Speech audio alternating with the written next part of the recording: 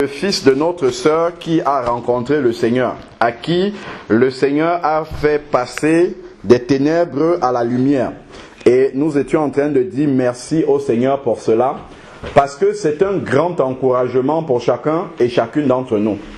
Nous savons que lorsque le Seigneur sauve quelqu'un dans une famille, c'est justement une lumière en fait qu'il pose, un flambeau qu'il pose dans cette famille-là, afin que ce flambeau qu'il a posé dans la famille puisse briller et éclairer l'ensemble de la famille. Parce que les familles sur la terre sont pour la plupart dans les ténèbres.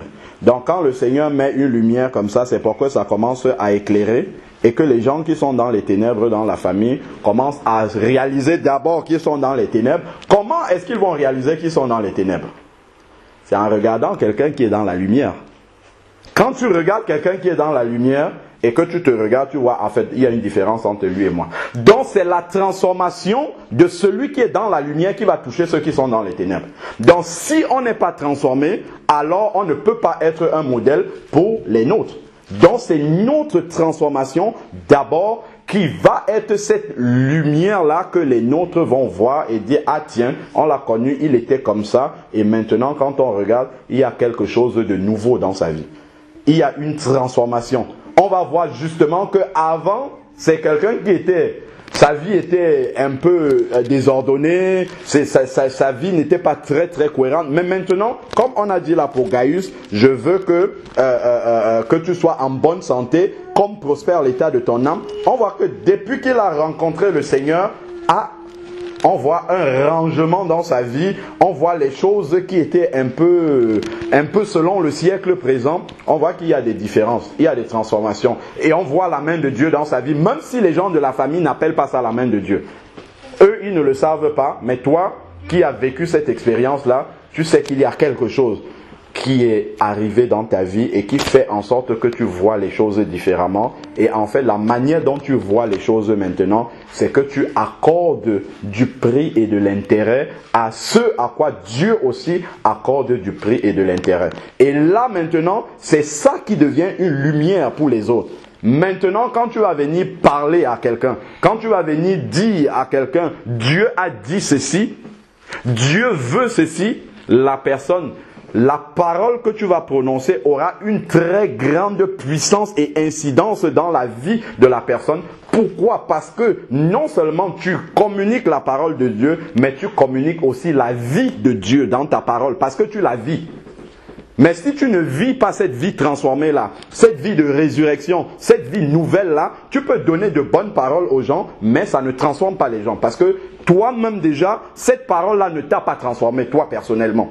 Donc si cette parole-là ne t'a pas transformé, elle ne va pas transformer les autres, ceux à qui tu dis cette parole-là. Ça sera comme les discours des politiciens. Les politiciens, ils disent beaucoup de choses, ils promettent beaucoup de choses, mais la parole qui sort de la bouche d'un politicien ne peut pas transformer les gens qui sont en train d'écouter cette parole-là. Parce qu'on sait tous, avec les mots qu'ils utilisent, que c'est la démagogie, c'est des belles paroles qu'on dit simplement pour acquérir en fait le vote des personnes. Nous sommes un jour d'élection même d'ailleurs, voilà, pour avoir les voix des personnes. Mais on sait que dans le Seigneur, c'est pas du tout cela.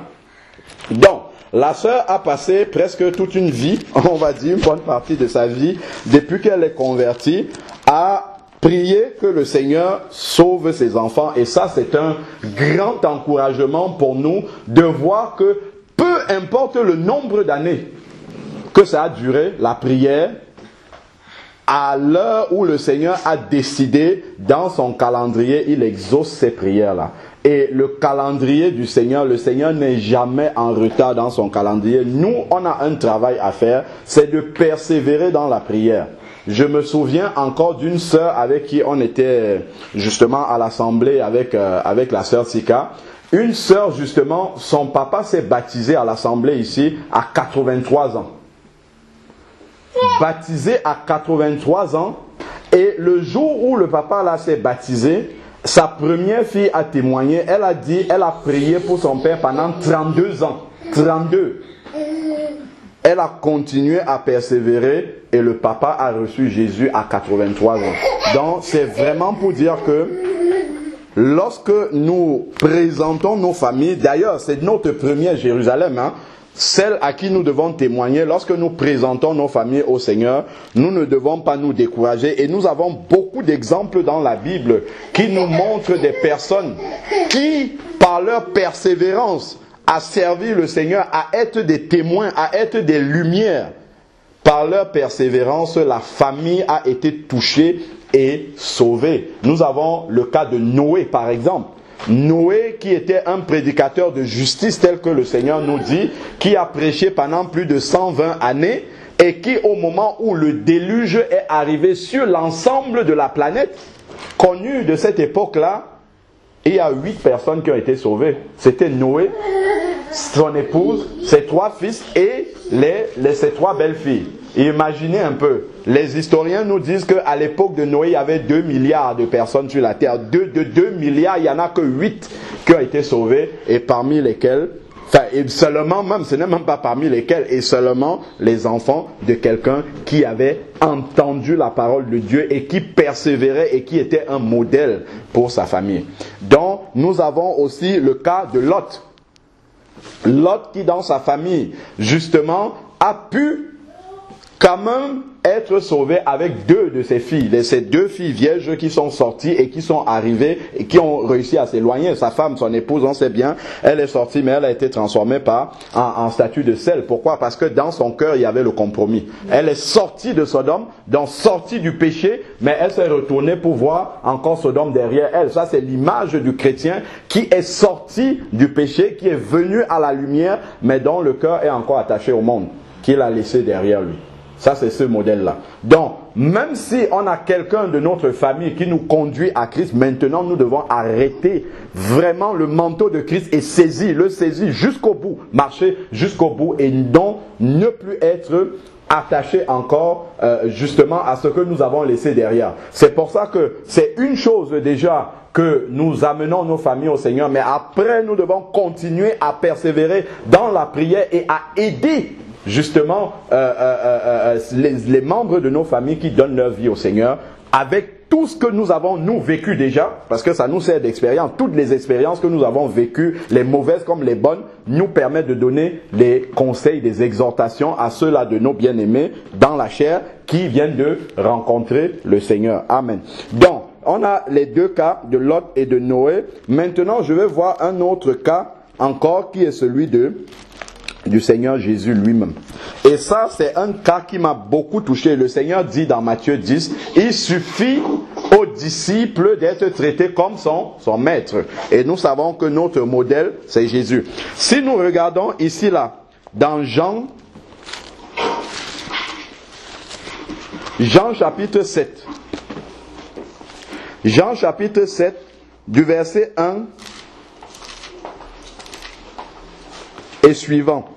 Il nous est dit, après cela, Jésus parcourait la Galilée, car il ne voulait point parcourir la Judée, parce que les Juifs cherchaient à le faire mourir. Or, la fête des Juifs, celle des Huttes, était proche. Ses frères lui dirent, nous sommes là en train de parler des frères dans la chair de Jésus.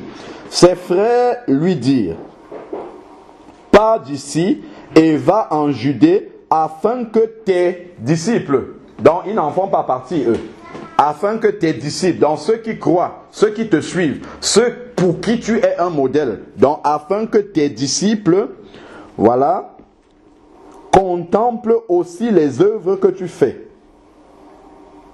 Comme si ce n'était pas important pour eux. On voit déjà que les frères dans la chair de Jésus ne se considèrent pas comme ses disciples.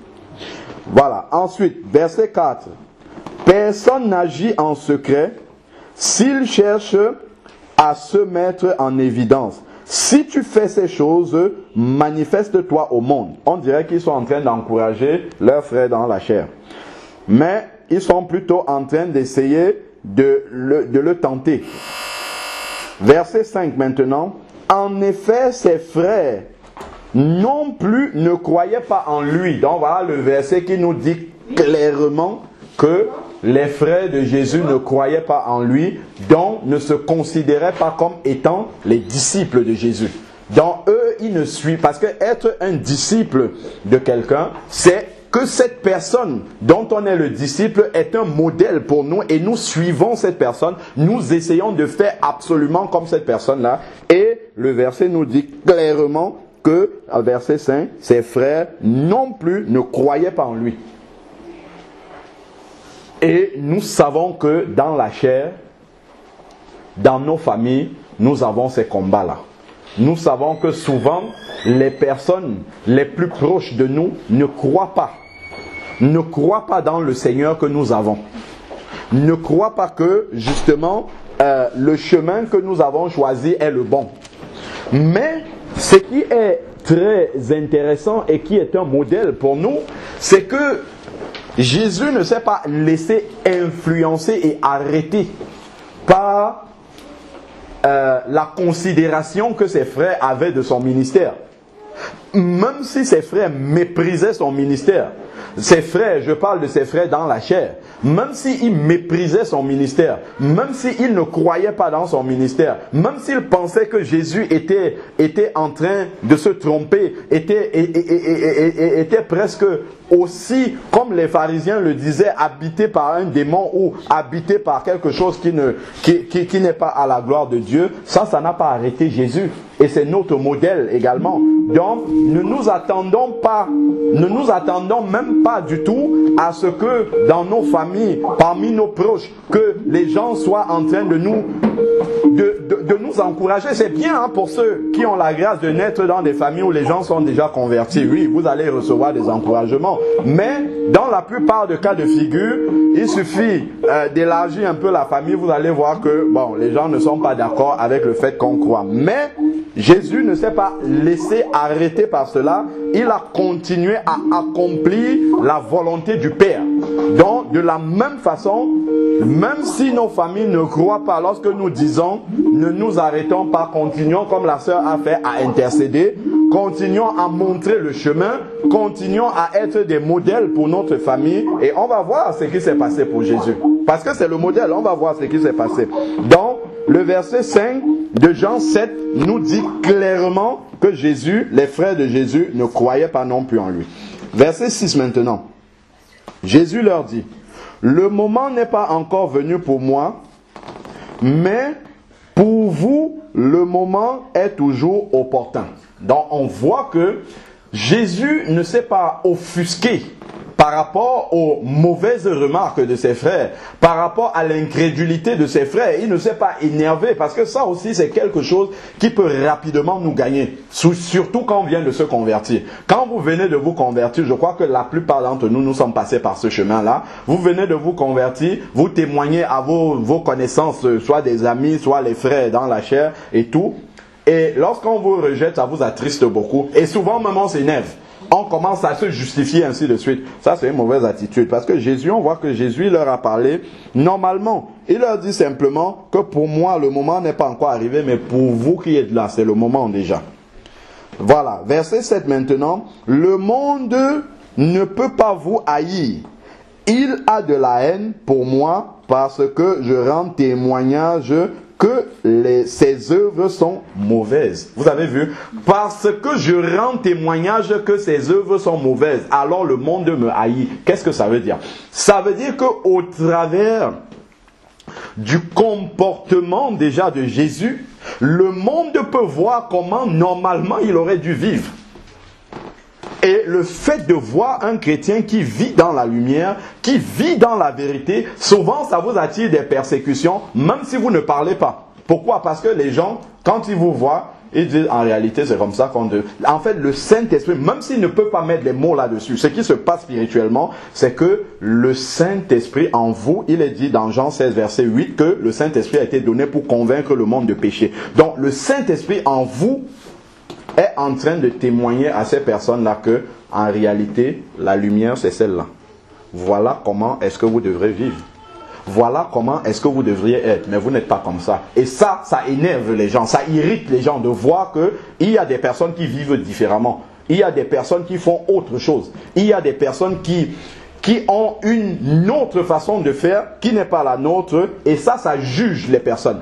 Et maintenant, Jésus peut témoigner maintenant par la parole, il peut témoigner verbalement, et maintenant la parole de son témoignage sera tellement puissante parce que les œuvres, le comportement témoigne également que la parole qui sort de sa bouche est une véritable parole. Je crois que c'est dans Jean 1 qu'il va dire « La lumière est venue au milieu des siens et les siens ne l'ont pas reçue. Les siens l'ont rejeté même. » Voilà.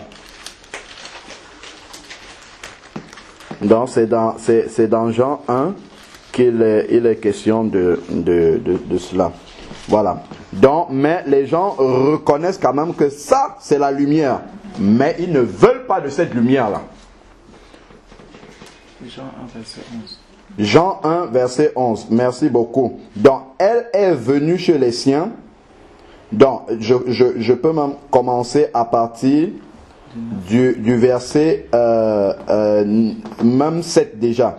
Il vint comme témoin pour rendre témoignage à la lumière. Il parle de Jean-Baptiste qui est venu rendre témoignage à la lumière qui est Jésus.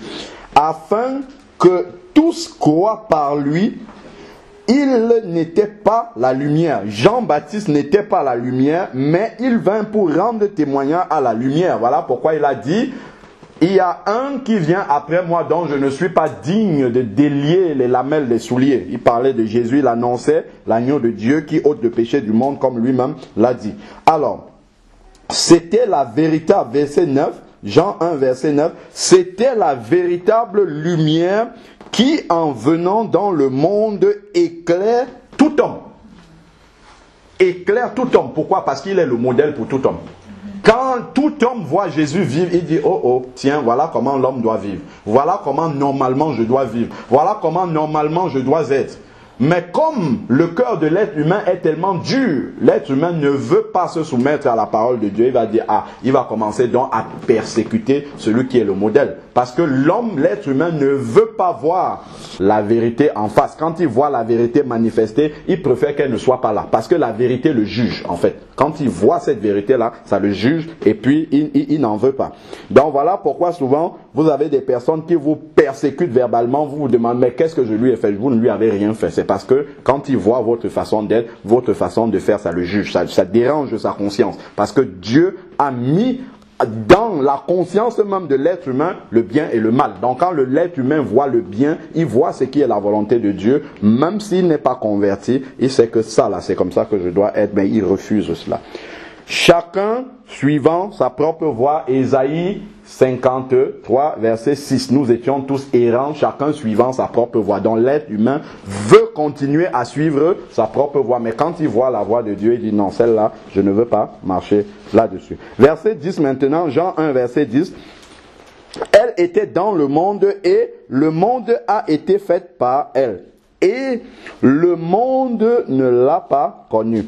Elle est venue, la lumière, chez les siens, et les siens ne l'ont pas reçue. Donc les siens ont rejeté la lumière qui était Jésus. Continuons, revenons, nous sommes dans Jean 7 et on continue en fait à voir le comportement des frères de Jésus vis-à-vis justement de son ministère, de son témoignage. Donc nous sommes au verset 7, il est venu, je rends témoignage, je rends de lui le témoignage que ses œuvres sont mauvaises. Donc le monde au travers de la vie de Jésus voit que lui il est dans les ténèbres.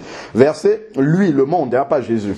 Donc parce que c'est quand on voit la différence qu'on constate comment nous sommes. Il faut toujours avoir une échelle de comparaison. Si vous êtes dans les ténèbres, vous penserez peut-être que c'est ça qui est bien. Mais quand vous voyez quelqu'un qui lui est dans la lumière, vous comparez et vous voyez que c'est vous qui avez un problème. Continuons en verset 8. Jean 7, verset 8. Montrez-vous à la fête.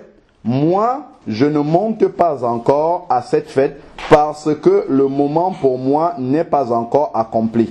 Après leur avoir dit cela, il resta en Galilée. Donc, ce passage-ci nous montre très clairement que les frères de sang de Jésus ne croyaient pas en lui, n'étaient pas parmi ses disciples et ne soutenaient pas justement son ministère, ne l'approuvaient même pas. Prenons maintenant Luc 8. C'est un verset que nous tous nous connaissons. Luc 8, verset 19. Luc chapitre 8, verset 19. Il nous est dit, Luc 8, verset 19, c'est intitulé « La mère et les frères de Jésus ». La mère et les frères de Jésus se présentèrent, mais ils ne purent l'aborder à cause de la foule. La mère, Marie, qui est la mère de Jésus, homme, est venue pour rencontrer son fils, selon la chair. Et elle est venue avec les frères dans la chair de Jésus, mais elle n'a pas pu l'approcher. On l'en informa, donc on est venu dire à Jésus, ta mère et tes frères sont dehors et veulent te voir. Qu'est-ce que Jésus répond? Mais il leur répondit, ma mère et mes frères, ce sont ceux qui écoutent la parole de Dieu et qui la mettent en pratique. Amen. Luc chapitre 8 de 19 à 21. Ma mère et mes frères sont ceux qui écoutent la parole de Dieu et qui la mettent en pratique. Donc voilà comment Jésus est resté, malgré la désapprobation de sa famille dans la chair, il est resté centré sur la volonté du Père qu'il est venu accomplir. Et nous aussi, ça doit nous servir de témoignage que même si nous sommes rejetés par notre famille, parce que le diable va souvent utiliser les sentiments pour justement que nous puissions renoncer à notre marche avec le Seigneur, pour justement écouter et se laisser séduire par ce que la famille dit. Mais non, nous ne devons pas rejeter la famille, nous devons manifester de l'amour vis-à-vis de notre famille par la chair, afin d'être des témoignages vivants de cette transformation que Jésus apporte dans notre vie. Et c'est au travers de cela même que le Seigneur va toucher le cœur de nos familles. Si vous lisez Matthieu 10, vous allez voir là-bas que le Seigneur a prévu déjà comment est-ce que ceux de notre maison même, c'est écrit là, vous serez persécutés par ceux de votre maison. Donc, c'est au prix justement de notre persévérance qu'est attaché le salut des personnes là même de notre famille qui nous persécutent. Donc, si nous cédons, parce que nous pouvons très vite entrer dans le compromis et dire, bon, ok, comme on me persécute là, pour ne pas les choquer, je vais faire ceci, pour ne pas faire en sorte qu'ils continuent à me persécuter, je vais me ranger de cette façon-là. Ça, c'est une erreur.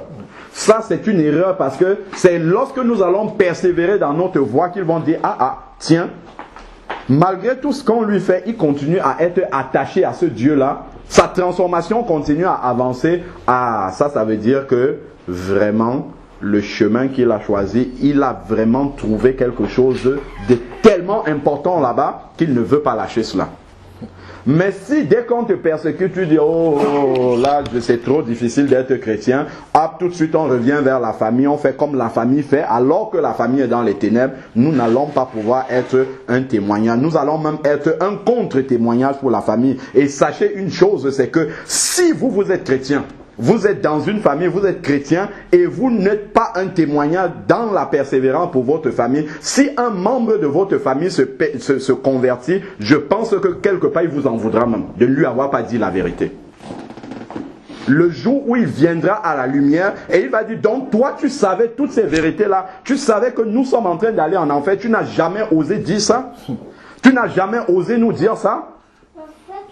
Mais si tu avais pris le courage de témoigner cela à la famille et que malgré ton témoignage, ils ont choisi un autre chemin, le jour où ils vont se convertir, ils vont reconnaître que le chemin que tu leur avais montré est le bon chemin. Gloire à Jésus. Amen. Si nous prenons maintenant, nous avons vu comment les frères de Jésus l'ont rejeté, ne croyaient pas et ainsi de suite. Prenons maintenant le chapitre 1 du livre des Actes des Apôtres. On vient de lire juste là, dans Luc 8, 19 à 21, on a vu ce que Jésus a dit à propos de sa mère et de ses frères. Allons maintenant dans Actes des Apôtres, chapitre 1. Chapitre 1. Le jour où je suis tombé sur ce verset-là, mes yeux se sont ouverts. Parce que je passais rapidement sur ce verset-là, je ne faisais pas attention. C'est le verset 14. Je commence au verset 13. Il est dit, quand il fut entré, donc ça c'est le jour de l'ascension, lorsque Jésus est retourné dans le ciel. Verset 12 déjà. Alors il retournait à Jérusalem, après que Jésus soit reparti dans le ciel. Alors il retournait, on parle des disciples ici, à Jérusalem, depuis le mont appelé des Oliviers, qui est près de Jérusalem, à la distance d'un chemin de sabbat. Verset 13. Quand il fut entré, ils montèrent dans la chambre haute où il se tenait d'ordinaire. C'était Pierre, Jean, Jacques et André, Philippe et Thomas, Barthélemy et Matthieu, Jacques, fils d'Alphée, Simon le Zélote et Jude, fils de Jacques. Tous d'un commun accord persévéraient dans la prière. Avec qui? Les femmes. C'est bon. Normalement, on pouvait s'arrêter là. Mais il y a une précision et c'est ça qui m'intéresse. Il est dit, Marie, mère de Jésus. C'est celle qui est venue voir avec ses fils dans Matthieu 8 là. La mère de Jésus. Marie, mère de Jésus, avec qui? Avec ses frères. Les frères de Jésus, les frères de sang de Jésus faisaient partie des 120 qui étaient dans la chambre haute. Voilà comment Jésus a persévéré dans son ministère jusqu'au bout. Il a accompli la volonté de Dieu jusqu'au bout. Et ses frères ont été touchés maintenant par la suite. Et ils étaient là parmi les 120 dans la chambre haute. Et je crois d'ailleurs qu'il y a un des apôtres après là qui est appelé le frère du Seigneur. D'ailleurs, Jacques, je crois. Voilà. Donc, vraiment, ça c'est un grand encouragement pour nous de continuer à persévérer. Parce que Jésus nous a montré vraiment le modèle. Hein. Il nous a montré le modèle de la persévérance. Galates 1, verset 19. Galates chapitre 1, donc c'est après les Corinthiens. Galates chapitre 1, verset 19, nous dit, mais je n'ai vu aucun autre des apôtres, si ce n'est Jacques, le frère de qui? Du Seigneur. Voilà un frère du Seigneur qui est devenu un apôtre. Si ce n'est Jacques, le frère du Seigneur. Donc, par notre persévérance, justement, le salut des nôtres est attaché à notre persévérance. Et le malin, lui, veut nous faire croire que si nous faisons le compromis avec les nôtres, nous sommes en train de les aider. Pas du tout. C'est le fait de rester attaché à la vérité, même si ça déplaît aux nôtres, c'est ça qui va les sauver après. Parce que Jésus est resté attaché à la vérité. On a vu dans Jean chapitre 7, il n'a pas dit à ses frères, ah, qu'est-ce que vous dites, comment il faut faire? Et il a commencé à faire ce que ses frères disaient, pas du tout. Il leur a dit, mon temps n'est pas encore arrivé. Comme pour dire, pour le moment, nous ne sommes pas sur le même chemin. Vous êtes en train d'aller à gauche, vous allez là-bas, mais moi je vais à droite. Et un jour, les frères maintenant se sont retournés pour venir sur le chemin du Seigneur. Et voilà Jacques dans le verset 19 de Galates 1 qui est devenu un apôtre, c'est-à-dire un disciple de Jésus, quelqu'un qui suivait Jésus. Alors que le verset 5, je crois, de Jean 7 nous a bien dit que ses frères n'étaient pas du tout, ne croyaient pas du tout dans sa parole et ne faisaient même pas partie de ses disciples. Donc, nous avons également dans Acte 16, le passage que nous connaissons bien tous, ce que Paul et Silas ont dit au geôlier, justement, qui s'est converti lorsque Paul et Silas chantaient dans la prison et que les fers qu'ils avaient se sont rompus. Les prisonniers, il y a eu un tremblement de terre, les portes de la prison se sont ouvertes et puis les chaînes des prisonniers se sont rompues. Le geôlier pensait que les prisonniers allaient ou s'étaient enfuis et il voulait se tuer. Et l'apôtre Paul lui a dit non, ne fais pas cela. Nous sommes au verset 27, acte 16, verset 27. Le geôlier se réveilla et lorsqu'il vit les portes de la prison ouvertes, il tira son épée. Acte 16, verset 27, il allait se tuer pensant que les prisonniers s'étaient enfuis. Mais Paul cria d'une voix forte, ne te fais aucun mal, nous sommes tous ici. Alors le geôlier demanda de la lumière et entra précipitamment et tomba tout tremblant devant Paul et Silas. Il les mena dehors et dit, Seigneur, que faut-il que je fasse pour être sauvé? Il répondit, crois au Seigneur Jésus et tu seras sauvé, toi et ta famille. Amen. Amen. Bon, ça c'est un grand verset dans lequel on croit souvent beaucoup de choses, mais il y a une vérité dans ce verset. Quand on dit crois au Seigneur Jésus et tu seras sauvé, toi et ta famille, c'est pas simplement accepte intellectuellement Jésus, et comme tu as accepté intellectuellement Jésus, automatiquement ta famille sera sauvée. C'est pas ce que ça veut dire.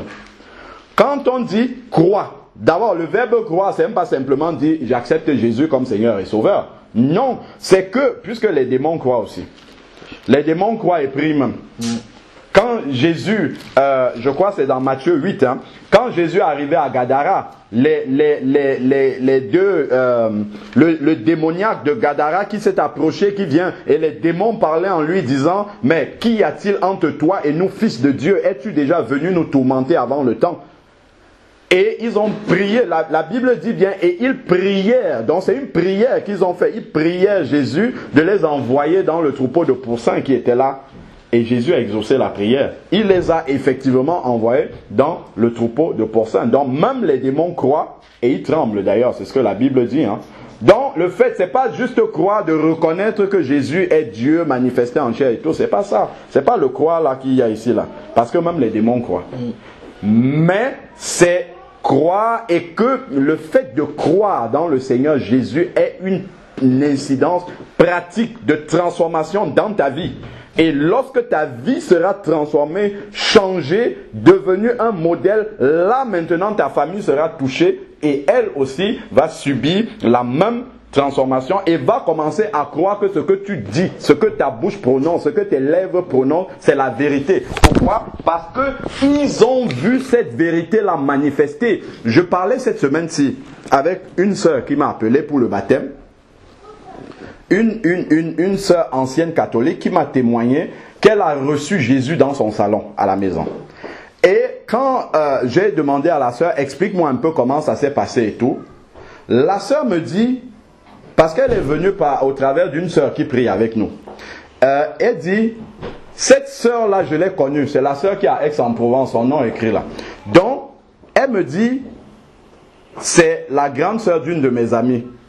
Mais quand je suis venu à son mariage, quand j'ai vu la transformation dans sa vie, j'ai dit si Magali a changé, si elle est comme ça maintenant, ça veut dire que Dieu existe. Il faut que moi aussi je change. Amen. Voilà le témoignage qu'elle m'a donné. Amen.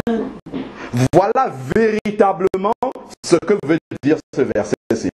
Elle a vu la transformation. La sœur n'a pas, peut-être lui avait parlé de Jésus, c'est bien. Mais quand elle a vu cela manifester, elle a dit non, moi aussi il faut que je change.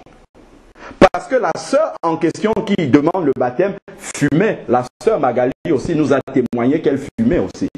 Mais elle a vu la transformation radicale, elle dit oh, si Dieu l'a touché comme ça, ça veut dire que moi aussi je dois changer. Amen. Voilà ce qui a touché la sœur. Et elle est revenue maintenant, dis-moi, qu'est-ce qui s'est passé dans ta vie? Explique-moi un peu. Et c'est là, parce qu'elle m'a dit une chose qui m'a vraiment touché. Elle dit, avant, la sœur me disait des choses. Elle me disait, il faut que tu rentres à la maison, que tu lis, ouvres ta Bible, que tu pries vraiment sincèrement, mais je ne l'ai jamais fait. Mais après avoir été au mariage et avoir vu, parce qu'elles ne sont pas dans la même ville, avoir vu la transformation de ses yeux, elle me dit, quand elle est rentrée chez elle, elle a commencé à mettre en application ce que la sœur lui a dit. Entre les deux, il y a eu le témoignage visuel de la transformation de la vie. C'est ça qui l'a touché. C'est ça le croix qui est ici là-dedans. Crois et tu seras sauvé, toi et ta famille. Crois que ta transformation prêche à ta famille et que ta famille ait envie d'être comme toi. Amen. Amen. Donc voilà comment Jésus vient dans une famille, apporte la lumière au travers d'une personne qui commence à éclairer le reste des membres de la famille et eux-mêmes sont touchés. On sait bien que lorsque Jean chapitre 1 toujours nous dit, parlant de la nouvelle naissance, allons-y voir ce qui est écrit là-dedans, c'est quelque chose qui doit aussi retenir notre attention, la définition même biblique de la manière dont la nouvelle naissance arrive. Jean chapitre 1 verset 12, donc on lit simplement la suite de ce qu'on a lu tout à l'heure. Mais à tous ceux qui l'ont reçu, reçu quoi? La parole de Dieu qui est la lumière. À tous ceux qui l'ont reçu, elle, quoi? La parole de Dieu, la lumière, elle a donné le pouvoir de devenir enfant de Dieu. Donc on ne naît pas un enfant de Dieu, on le devient. Donc les rapports dans la chair avec les personnes, si nous sommes fils ou fille de quelqu'un qui croyait, notre père, notre mère est croyant, ça ne veut pas dire que nous le sommes automatiquement. Mais à ceux qui l'ont reçu, elle a donné le pouvoir de devenir enfant de Dieu. On le devient. Pourquoi? Parce qu'il faut expérimenter la conversion, la nouvelle naissance pour devenir un enfant de Dieu. À ceux qui croient en son nom. Maintenant, qu'est-ce qui est dit là? Et qui sont nés non du sang, ni de la volonté de la chair. Vous voyez? Ni de la volonté de la chair, ni de la volonté de l'homme, mais de Dieu. Donc ce n'est pas parce que tu as des enfants, parce que tu as une tante, un père, un frère et que toi tu es croyant, que comme tu as des rapports dans la chair avec ces personnes-là, le fait que tu es croyant, automatiquement eux aussi vont devenir croyants. Pas du tout, c'est ce que le verset là nous dit. Donc il ne faudrait pas qu'on comprenne le verset de Acte 16 qui dit « Crois et tu seras sauvé, toi et ta famille ». Ce n'est pas parce que tu as accepté Jésus comme ça que automatiquement, naturellement comme ça, les gens de ta famille vont se convertir. Non, pas du tout. Ce n'est pas selon la volonté de la chair. Donc, ce n'est pas les rapports charnels qui vous unissent qui vont provoquer justement le salut dans la vie de ces personnes. Non, c'est que ta transformation va être une prédication pour eux, va être une lumière pour eux. Et maintenant, comme ils vont recevoir cette lumière-là à partir de toi, à ceux qui l'ont reçu quoi? La lumière, cette lumière qui brille au travers de toi. Quand ils vont recevoir cette lumière-là maintenant va leur prêcher, va leur parler du Seigneur et là maintenant Dieu va toucher leur cœur et ils seront transformés. Amen. Amen. Donc voilà ce à quoi vraiment le Seigneur nous appelle pour pouvoir apporter le salut dans nos familles. Donc maintenant nous pouvons parler, il faut parler du Seigneur verbalement, mais seulement il faut que la transformation, le témoignage, la différence soit là. Il faut que ça soit manifeste. Que quand on arrive comme ça dans la famille, si on voit les enfants de la famille sont mélangés comme ça, quand on voit quelqu'un âgé, on dit non, celui-là, parmi les enfants du papa là ou de la maman là, celui-là il est différent. Il faut que ça se voit. Si on arrive comme ça, on voit il y a des païens, il y a des chrétiens, mais on ne voit pas la différence, ça veut dire que vous n'êtes pas une lumière.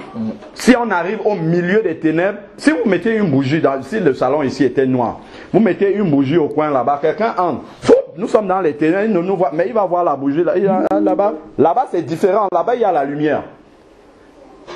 Donc c'est comme ça que ça doit être également, et ça ce n'est que par notre manière d'être, par notre comportement, par notre façon de parler, par ce qui est vraiment le centre d'intérêt même de notre vie.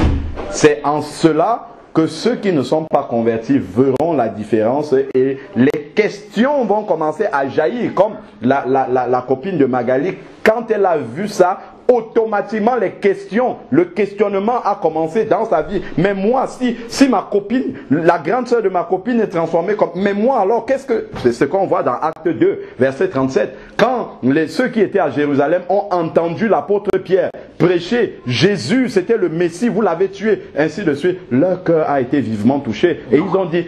Frère, que ferons-nous donc? À savoir, nous sommes perdus. Quand j'entends la vérité là, je reconnais que je suis perdu. Mais qu'est-ce qu'il faut faire maintenant? Qu'est-ce que je dois faire pour être sauvé? Et là maintenant, l'apôtre Pierre, dans Acte 2, verset 38, peut justement maintenant mettre la parole par-dessus en disant... repentez-vous et que chacun de vous soit baptisé au nom de Jésus-Christ et vous recevrez le don du Saint-Esprit.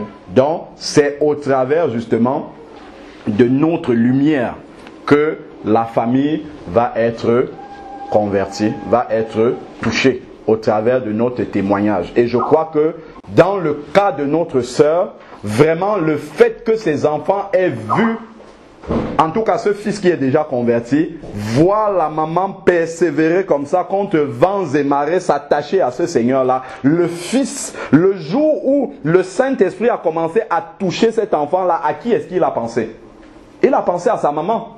Il a pensé à ça. Pourquoi? Parce qu'il voit le modèle, il dit, voilà celle qui persévère depuis des années, peu importe les turpitudes de la vie, les accidents de la vie, peu importe, mais elle reste toujours attachée à ce Dieu-là. Si je suis touché, c'est vers elle que je dois partir. Mais s'il avait vu la maman, du jour au lendemain, oh, il y a trop de calamités dans ma vie, j'abandonne chez Jésus, c'est pas vers la maman qu'il devait se tourner.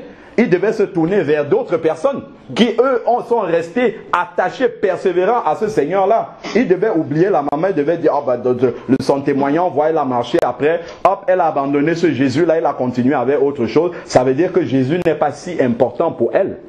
Mais le jour vraiment où le Jésus-là a commencé à toquer à la porte de son cœur, il dit, ah, maman m'a souvent parlé d'un Jésus. Je vois ma maman, elle parle que de ça. Elle est tellement attachée à lui. Donc je vais me rapprocher d'elle. Elle qui passe plus de temps, elle qui passe du temps avec ce Jésus-là doit en savoir plus sur lui. Donc je vais me rapprocher d'elle pour savoir, parce qu'elle le connaît mieux que moi. Et voilà la démarche de la maman de demander la prière et le Saint-Esprit fait le reste du travail. Amen. Je crois que c'est un témoignage qui doit nous enseigner beaucoup de choses sur la manière et le ministère même que le Seigneur nous donne auprès de nos familles. Amen. Amen.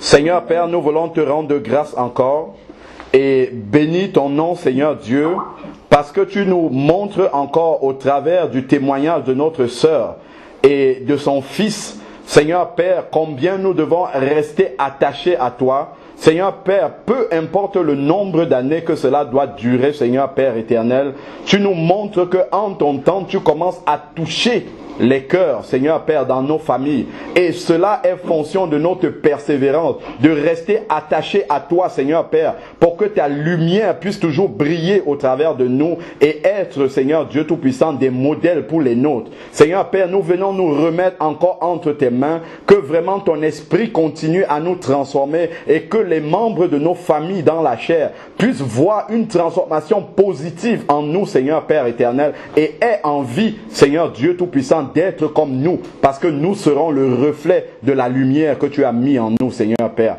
Nous te bénissons et te rendons grâce encore, Seigneur Dieu, pour la vie, Seigneur Dieu, du fils de notre sœur.